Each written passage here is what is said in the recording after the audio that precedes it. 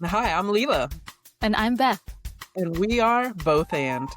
a podcast dedicated to giving a voice to the multiracial experience in America by discussing relevant topics in a safe space. Yes, and we're going to do it again in 2026. Happy New Year, everyone! Happy New Year! Woo! As some of you can see if you're watching this podcast online, I'm still in my New Year's attire. We went out last night. And by we, she means her and her husband, because I went to bed last night. Hey, some of us need rest, some of us need to dance. And that was me on the dance floor, dancing away my woes and cares of 2025 and, bringing in the cheer of 26. Heck yeah. We love it. We're back. We're back for another year of podcasting, talking about the multiracial experience. And what would be a good way to start this one, Beth? What should we do? Well, I thought that, while we step into a new year, we often reflect on where we've been, but you and I have also been talking a lot about different stories that have shaped how we view ourselves, how we view the world around us. So we thought we would open up that conversation to our listeners. Nice. Well, yes, I think this will be a good one. So we'll start off with just talking about our year 2025. Beth, how was the year for you? This has definitely been a year of growth for my family and me personally. I mean, having kids, they change and grow so much when they're little. And so my husband and I were reflecting a lot on different levels our family feels like we grew to and different fun things we got to unlock. But for me personally, 2024 was a really hard year on me physically. I have some chronic health conditions, and it was very draining mentally and emotionally for various reasons as well. So in 2025, I set a lot of goals for myself to heal, physically, emotionally, and mentally, and mostly basically to find myself operating from a place of strength and intentionality rather than just reactivity or survival. Hell yeah. And I'm very pleased to report that I have met and maintained most, if not all, of those goals. Um, Yes. Oh my gosh, that's so rare. People usually Thank give up you. what? Do they say February? By February? But I cheated. I'm a mental health professional, so it's part of my job to make what we call SMART goals. that's right. So, um, I didn't really cheat. I just used, You my used your knowledge, tools. expertise, and training. But, Mhm. so I didn't set resolutions, I just set goals that were, measurable, obtainable, um, and it was mostly just focusing on my habits, so it can be develop momentum and be sustainable. But I also have been reflecting a lot on how, sometimes motherhood can really overwhelm my focus, and since I'm naturally an introvert by nature, it's really easy for me to just, narrow my focus and my world down just to my family, Mhm. and, don't get me wrong, my family is my number one priority, but, anything in excess can be unbalanced and unhealthy, Yeah, for sure. so one thing that's really helped, expand my perspective and really balance it, while still needing to be home with littles and work and whatnot, was reading. I've always been a reader, even as a kid growing up, the librarians at my school knew me by name. Um, but I was invited into a book bingo, reading club of sorts at your wedding, no less, but more on that Nice. later. Um, by a mutual friend of Leila and mine, and that really helped expand a lot of my reading experiences. Mhm. I used to just kind of go for the same genres and really just focus on pleasure reading. But I read 78 books in 2025. Oh my gosh. I know there are Heck people who yeah. break 100, but for someone who has two small children, neither of whom are in school full time and I work part time, I'm pretty proud of that accomplishment. Yes, as you should be. Some people don't pick up a single book in a year, and they might be illiterate. So no shade to them, but No shade to the babies who can't read yet. no shade to the babies or the adults who can't read. Hey, we all have different journeys, but for real, shout out to you. 78 books is, I think, no small feat, and I think definitely worth celebrating and being proud about. Well, I think what I'm proud about is it wasn't just 78 books of the same ilk over and over again. Mhm, mhm. Because Bingo really pushed me to read different books and genres that I wouldn't have normally like reached for or considered, and I'm really glad that I did.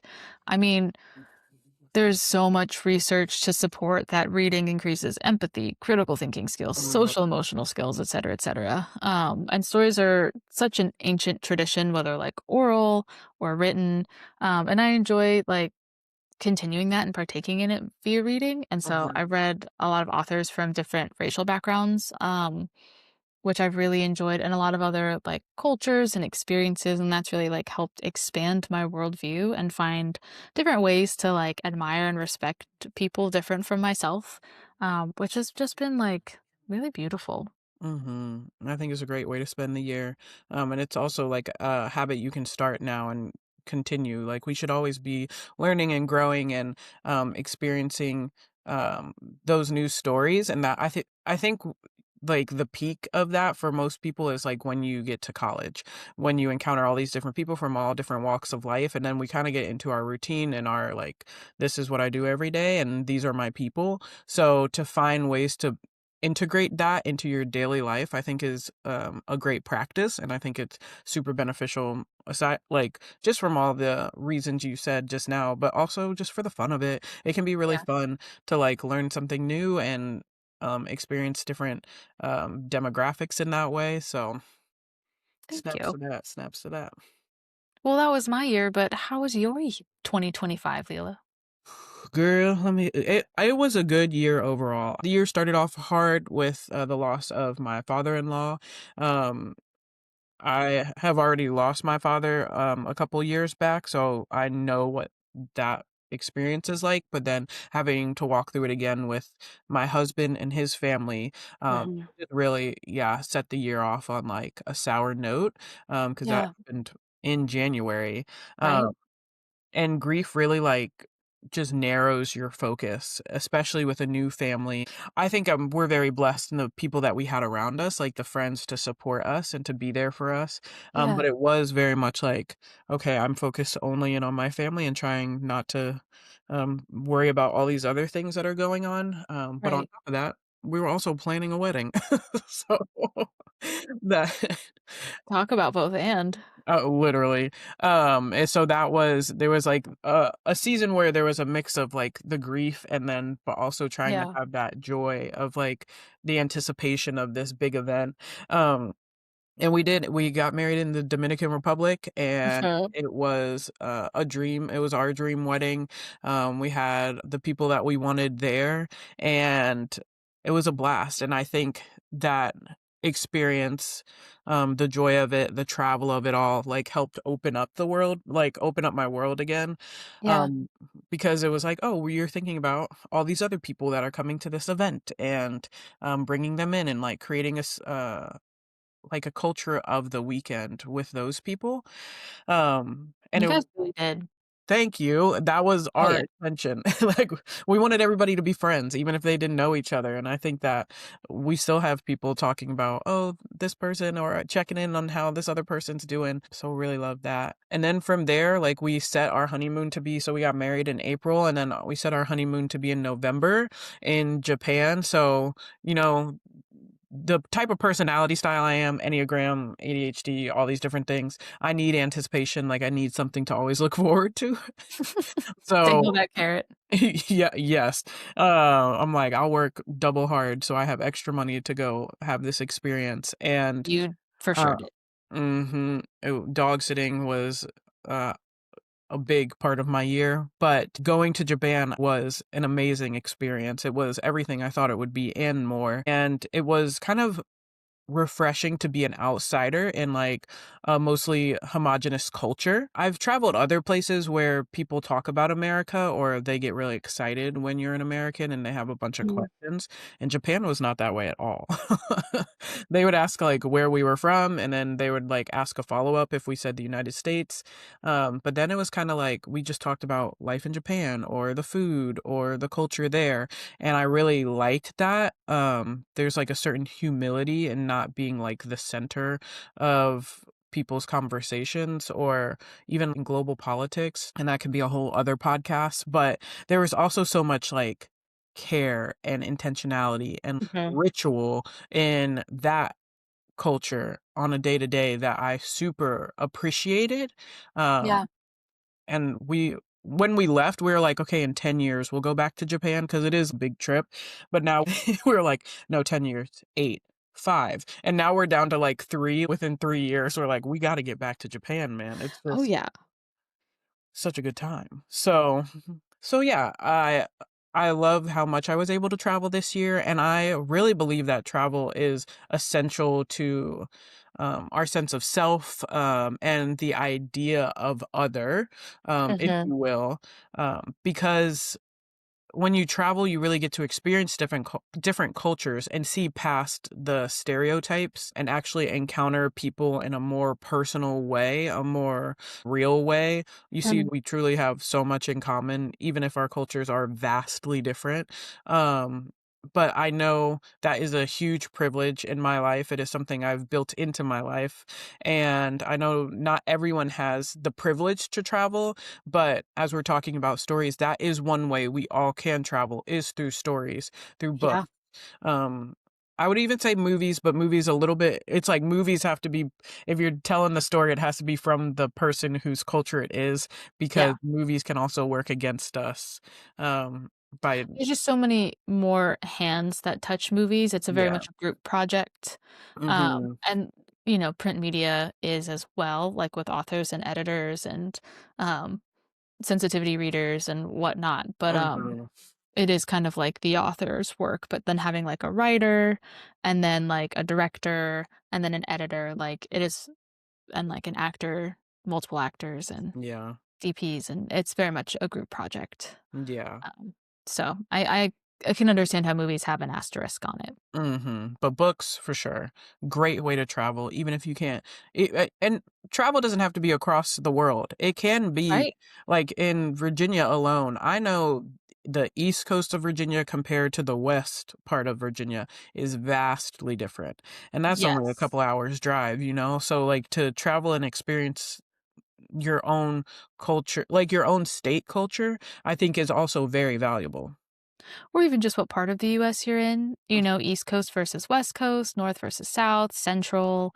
Um, the United States is so large. Mhm. It's, there's lots of different subcultures in there. Yeah. But, I remember learning in my cognitive psychology class about stereotypes, Mm. um, basically being the brain's way of developing categorical shortcuts and to just kind of like store away information. And Huh. the only way to lessen the strength of that shortcut in your brain is to spend more time studying that category.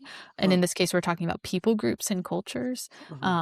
So basically, when you spend more time with other people groups and cultures, you learn the nuances of it Yeah. and it becomes less of a basic stereotyped category in your brain. And so, like you were saying, travel is one way to do that because you can go to that place, immerse yourself in around other people Mhm. and to their culture. To share a couple more details of your honeymoon, you Hey. went to multiple different cities in Japan and multiple different regions. And so you Mhm. didn't just say, like, oh, this is what it is to be Japanese. You got to see, like, oh, like more coastal. Um, you, Osaka versus Tokyo even, like, right. which I hadn't heard that they had kind of this, like, I think it's a playful, I don't know, like, Kind to of you. like the US is like East Coast versus West Coast, kind Mhm, of. mhm. Um, like they're very different cultures and, Yeah. people say like you either fall in love with Osaka, you either fall in love with Tokyo, kind of a thing. Like you're either like the East Coast, you're either like the West Coast. I mean, you and I are very much a both and kind of person, so you Mhm. can like both for different reasons. Mhm. Um, but like you got to see that like, okay, a Japanese face doesn't just look one way. Exactly. Like a Japanese accent doesn't just sound one way. Food is even prepared differently. And that's like all in, you were gone for what, 17-ish 17 days? days, yeah. Right. Not that I was counting because I missed you or anything.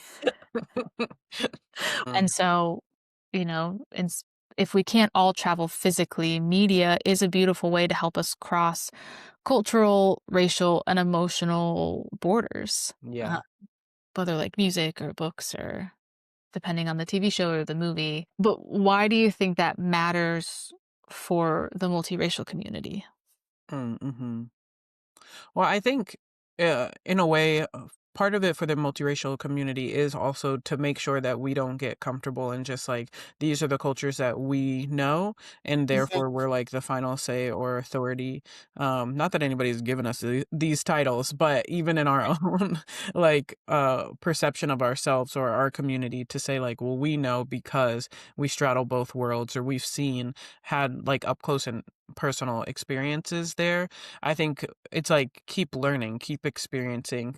Because even the multiracial stories, I think I talked about this in the last podcast, are different. And Yeah. somebody who might have had the same makeup of family as you could have different experiences depending on how much of the culture was brought in.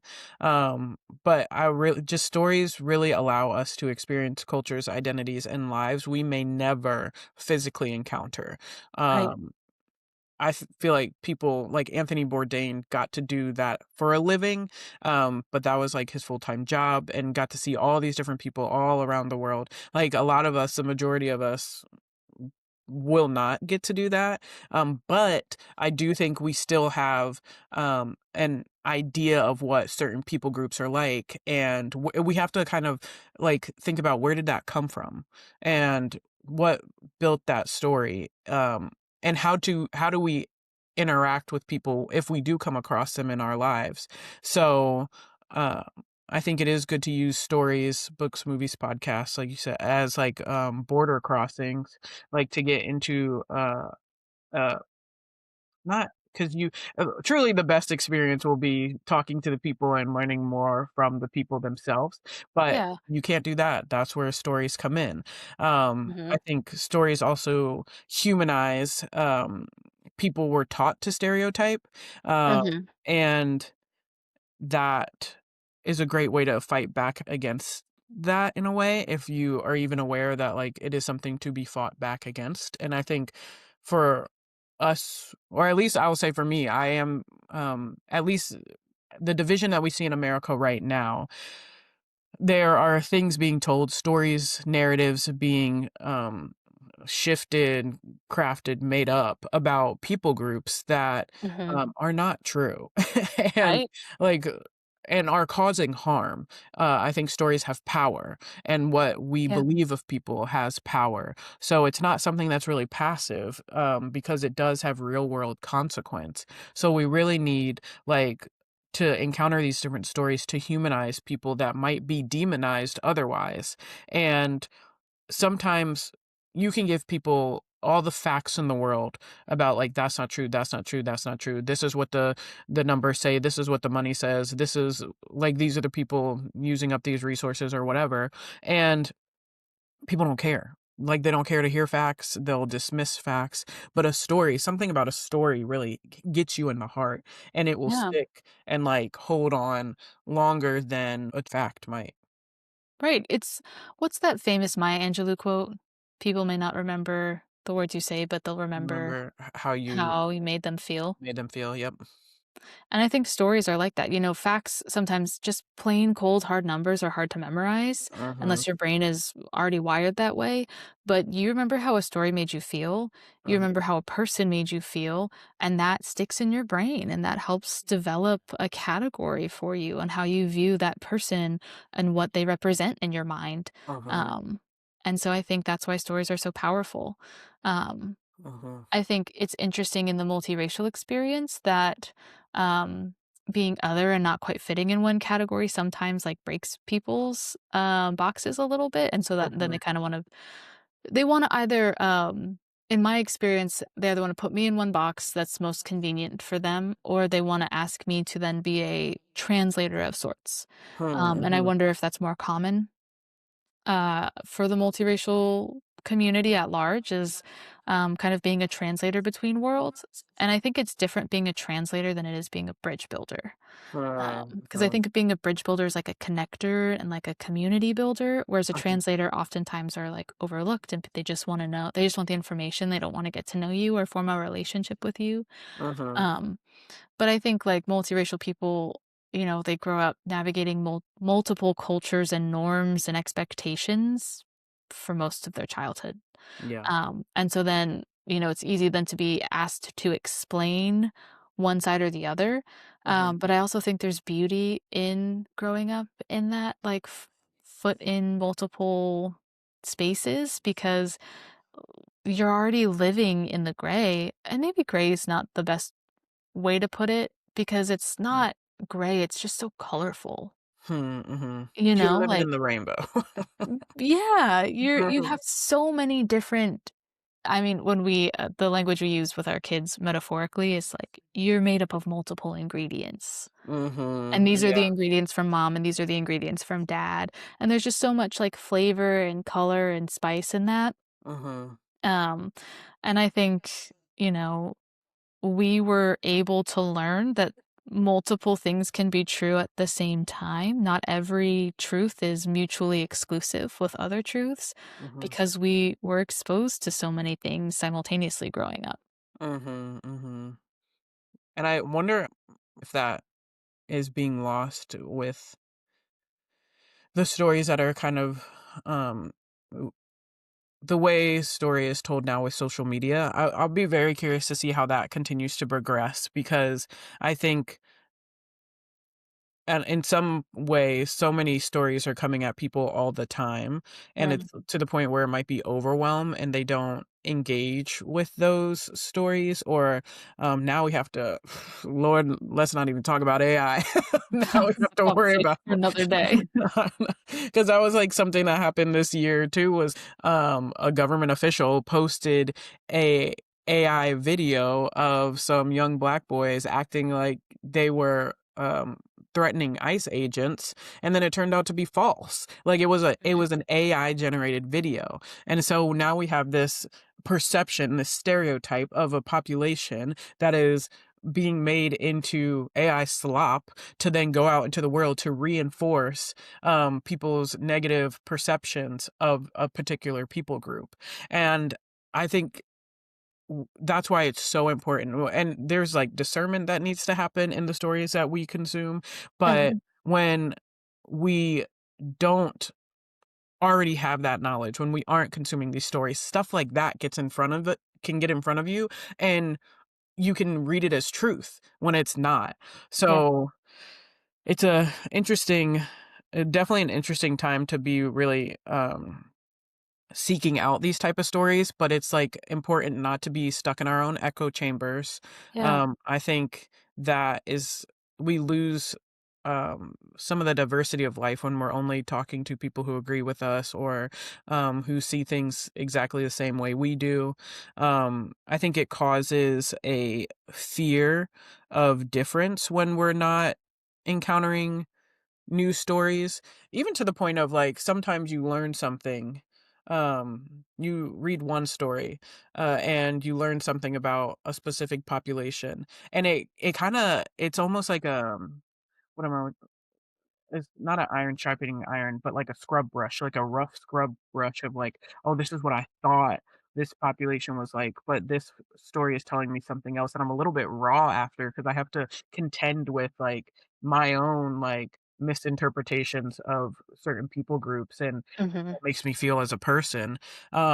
So that fear, of, I think, being wrong, can also fight against, like, the fear of difference, and we need Yeah. to push past that. I think it was Eleanor Roosevelt. I think it was Eleanor Roosevelt who said, "Do one thing a day that scares you.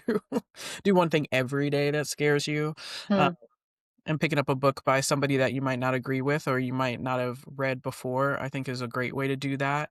Um, but it also just thinking through, like, what happens when we don't consume these other stories, that's how I think dehumanization happens. Like, Right. straight up using that AI slop video as an example, the absence of story or the prevalence of a false narrative, Right. if that takes hold before somebody can actually know, a specific individual, and even in this situation, it was young black men, and black people are not a monolith. We say that we've said it before, and we'll say it many times again. Mhm. But to know, to even look at that and see, oh, in this fake video, these young black boys are being aggressive, which is what I already thought they were like, and this just confirms, like, being unable to separate that from, like, if this was real, these are 4 individuals that have a beef with an ICE agent, rightly so, but these are 4 individuals that are acting in a way that does not represent the whole Right. people group. Like, Right. you have to be able to do all that mental work, um, Right. to keep the person at the forefront. If I'm kinda sorry, I'm kinda going all over the place. I hope this makes sense. But you really, start to dehumanize people when you don't know them, when you just have a perception of them or a stereotype of them, and it is worth it to learn more and keep people human, I guess. Well, because human life is valuable, Mhm. just period, the end. And so when people say that, what do they mean by that? Are there any exceptions? Are there any add-ons?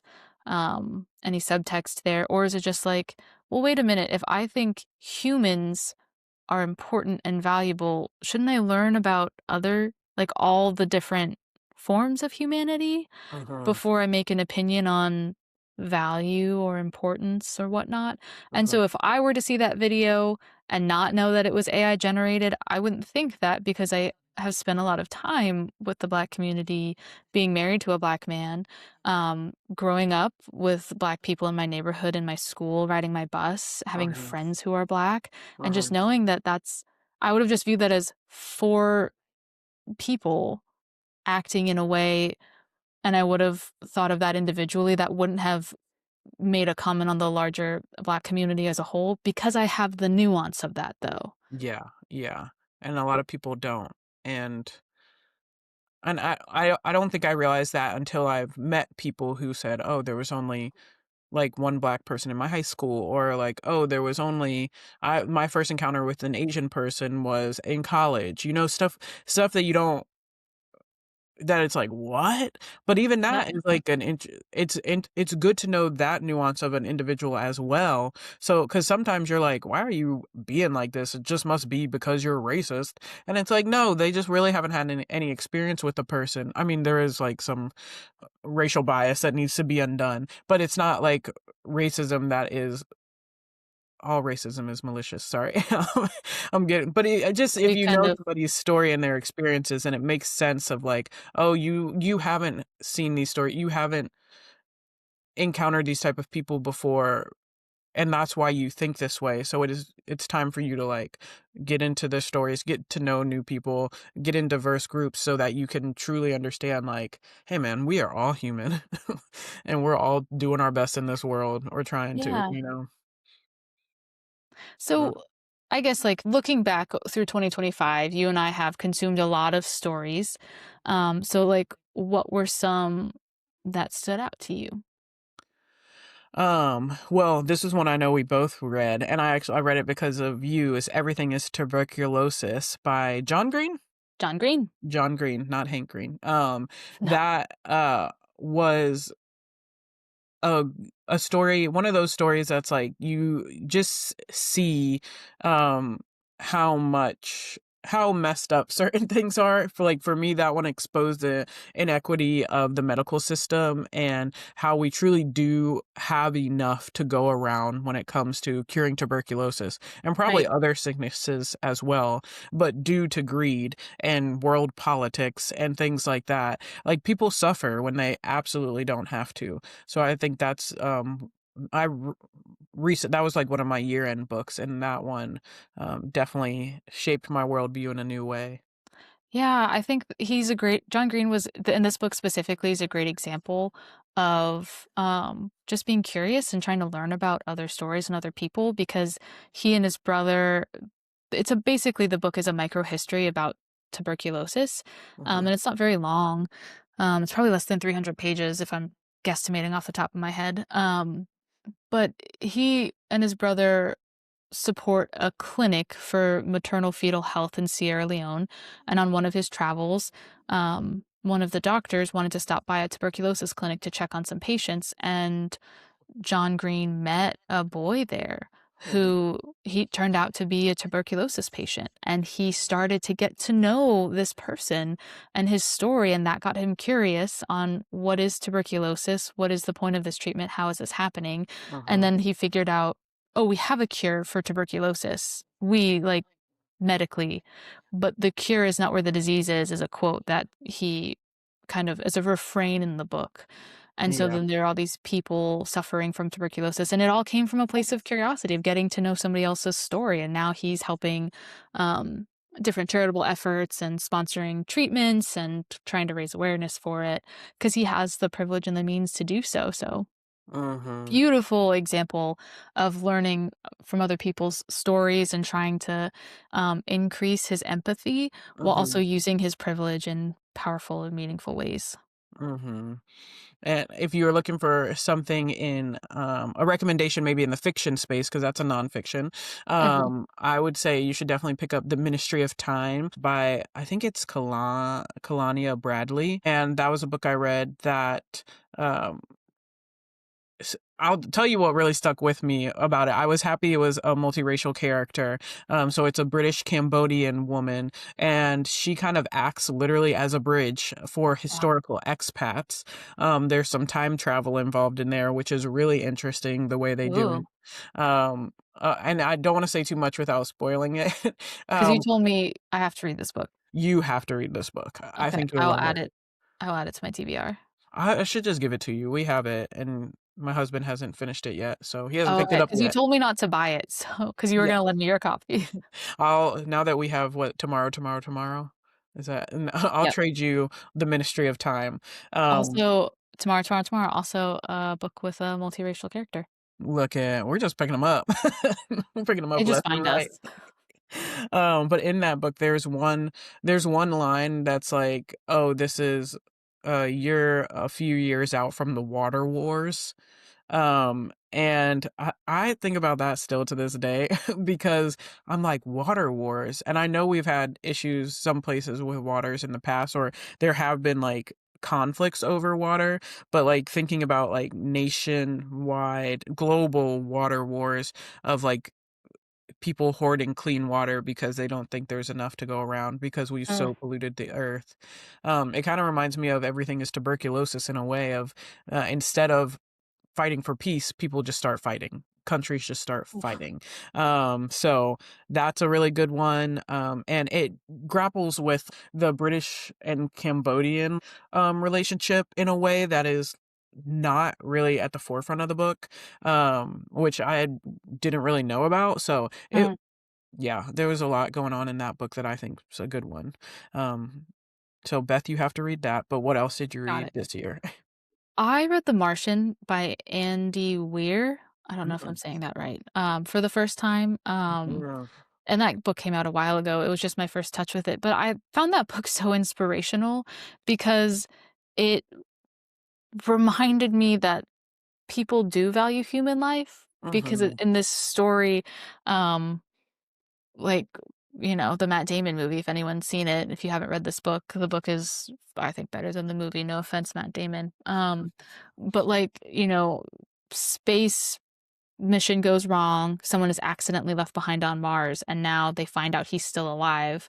They have to go get him, but Mars is like takes several years to travel to and to get home. So it's Mhm, not just as easy as like, oh, someone got left at the International Space Station, which two people did this year. So sorry, guys.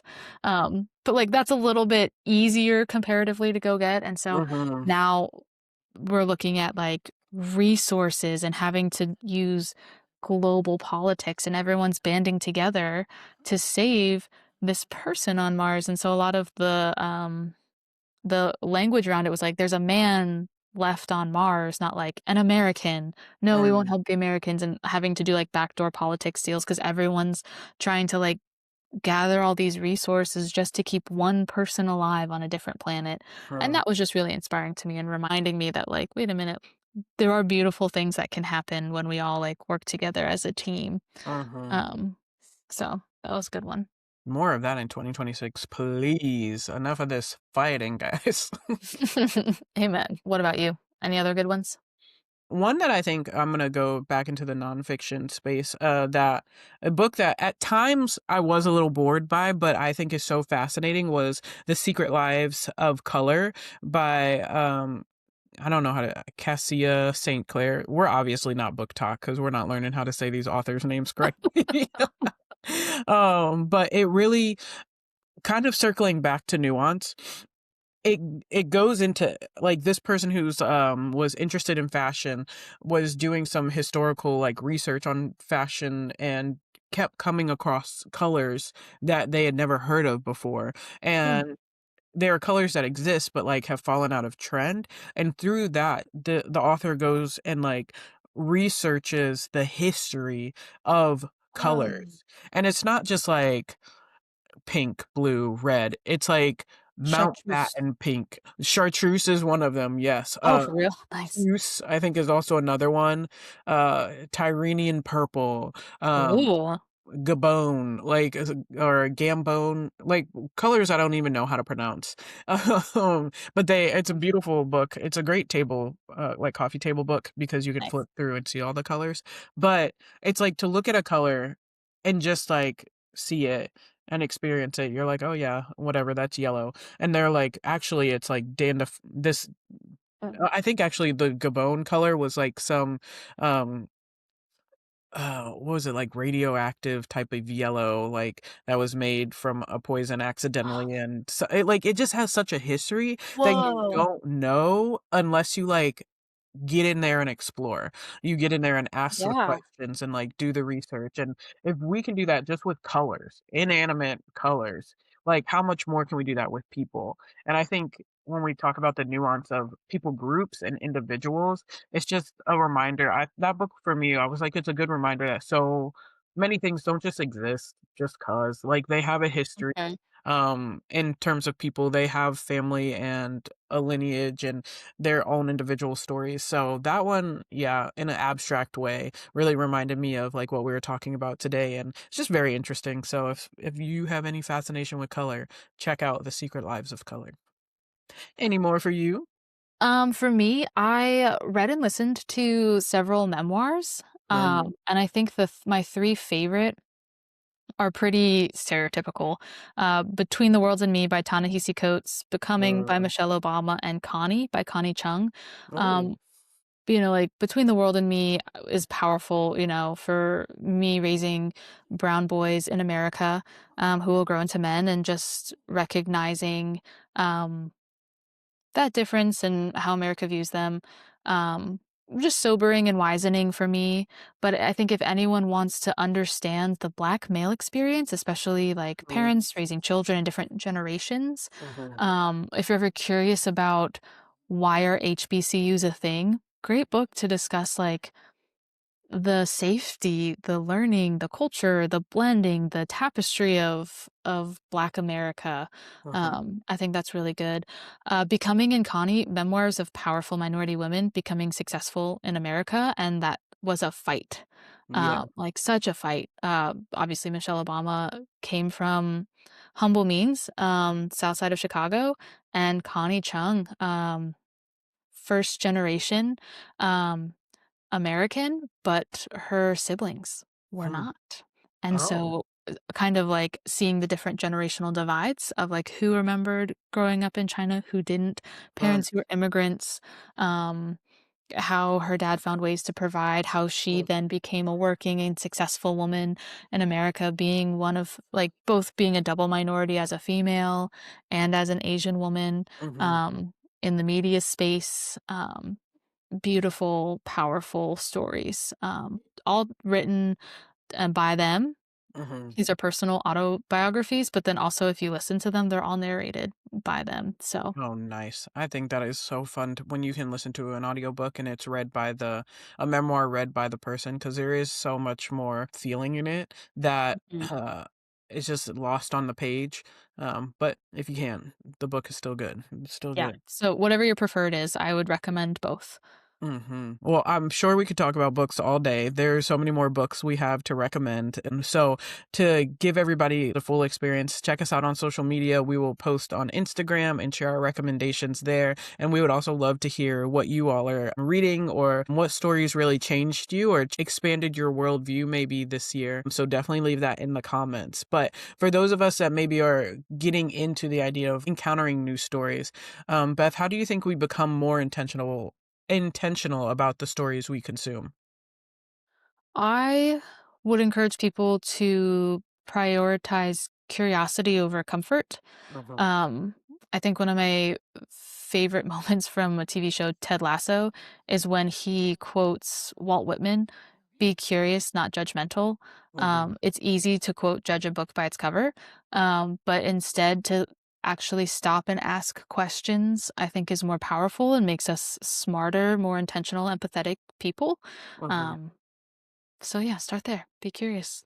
mhm. I think also if you don't have a mutual friend doing book bingo for you, you could always make your own book bingo and be very intentional about the genres you put on there or the categories of books to read. There is no danger in learning.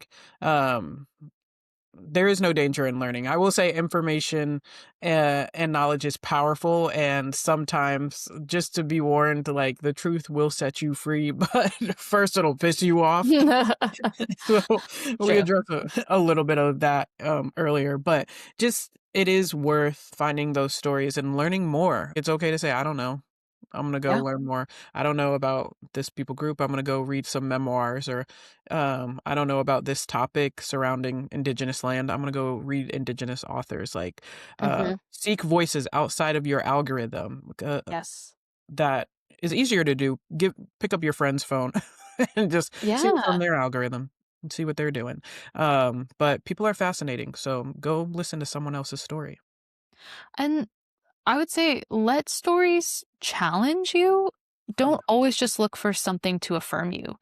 Um, Change can be scary, but don't let the fear of change keep you from growing. mhm. Um, One of my favorite quotes, I have a couple sticky notes I keep around my desk as a therapist to help me also remember certain things.